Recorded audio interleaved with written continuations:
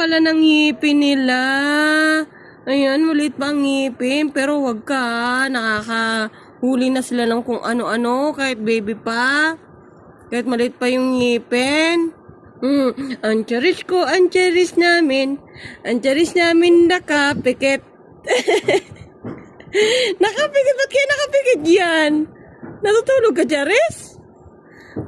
Natutulog siya, oh. Pag ginaganyan siya, oh. Inaantok. 16 hours dapat natulog ng mga pusa.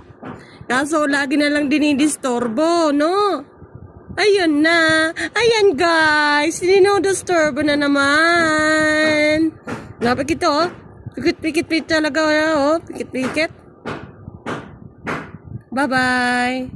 Ayun, bye-bye, guys. Ako si Charis. Si Charis po pala ang pangalan ko.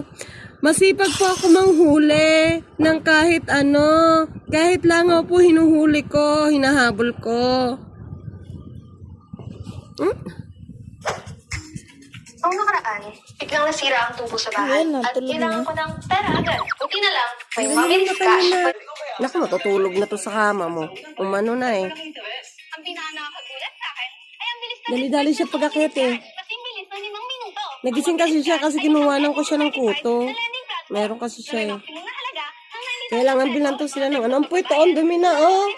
bilang lang. Mga hidden fee. Yung pang ano sa kuto. Lahat kami gumagamit nito. At talagang maasahan. Nakakatanggal ng kuto yun? Ibababad mo na.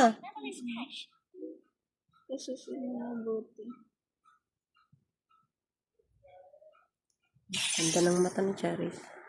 Charis ka! Ay, tinutulugan ako. Charis ka! Ayan ah. Matutulog na to. Ano, nakatikim na naman ng higaan.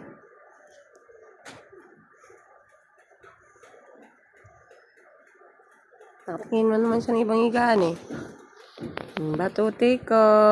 Ay!